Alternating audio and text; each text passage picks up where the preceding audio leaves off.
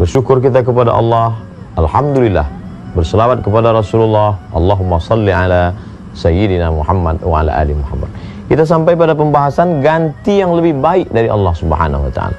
Ada seorang qadhi hakim bernama Al-Qadhi Abu Bakar bin Abdul Baqi bin Muhammad Al-Bazzar Al-Ansari. Beliau wafat pada tahun 535 Hijrah di Baghdad, Irak. Dia bercerita, kata Qadhi Abu Bakar, saya menetap di kota Makkah Al-Mukarramah. Lalu kemudian saya menemukan kantong. Kantong ini dari sutra.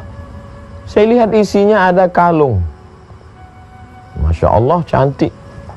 Rantai mutiara.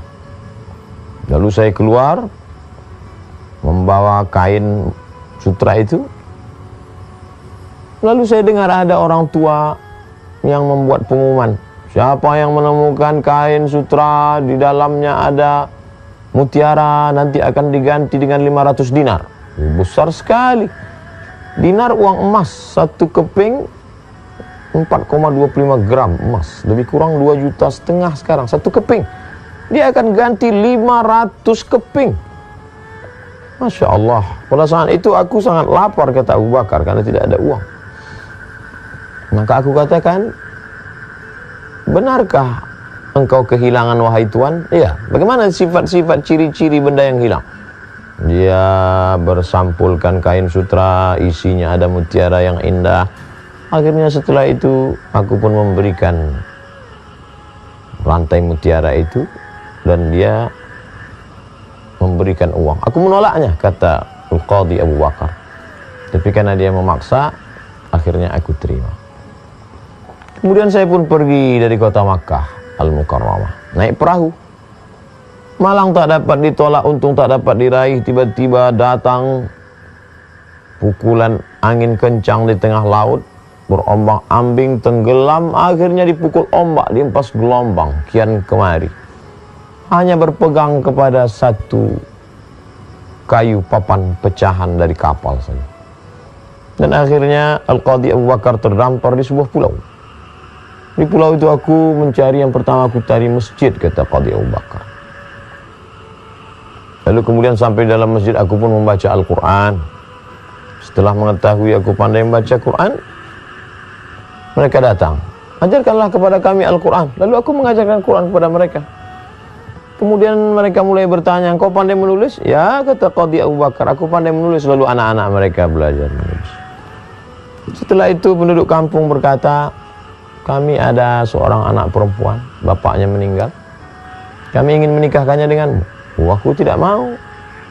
Qadhi Abu Bakar tidak ingin menerima permintaan mereka, tapi karena mendesak, maka Qadhi Abu Bakar akhirnya menerima. Akhirnya beliau menikah dengan perempuan yang mereka bawa itu. Dan Al-Qadhi Abu Bakar lama tertegun melihat. Apa yang dilihat Qadhi Abu Bakar? Sampai mereka berkata, hei Abu Bakar, kenapa matamu terlalu lama melihat dia? Itu menyakiti perasaannya. Yang dilihat Qadhi Abu Bakar adalah rantai mutiara yang ada di leher. Lalu Qadhi Abu Bakar pun bercerita mengapa dia begitu lama memperhatikan rantai itu. Dulu aku tinggal di Makkah. Lalu kemudian aku menemukan kantong sutra. Dan aku lihat di kantong sutra itu ada mutiara. Itulah dia mutiara yang sedang dipakai perempuan itu. Ceritakan lengkap oleh Qadhi Abu Bakar. Lalu kemudian, apa sebenarnya yang terjadi? Mengapa rantai itu ada di lehermu? Ternyata perempuan ini adalah anak dari orang tua yang dulu bertemu dengan Al-Qadhi Abu Bakar.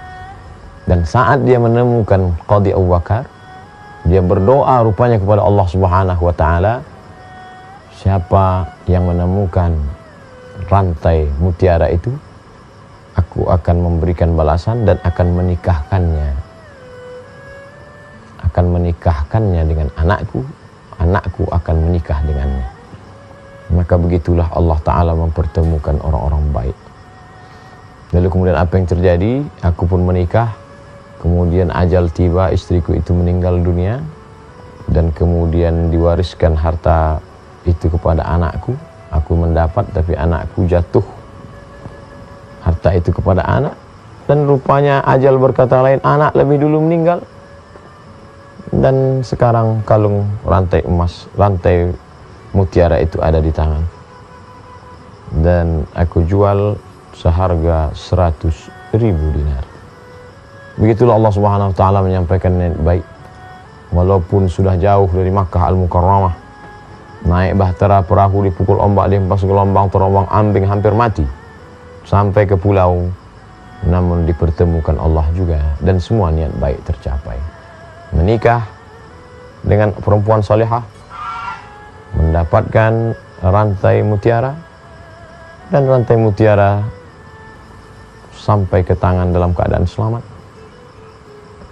Pentingnya senantiasa berniat baik, berbuat baik, berdoa tentang kebaikan, maka disitulah balasan akan tiba.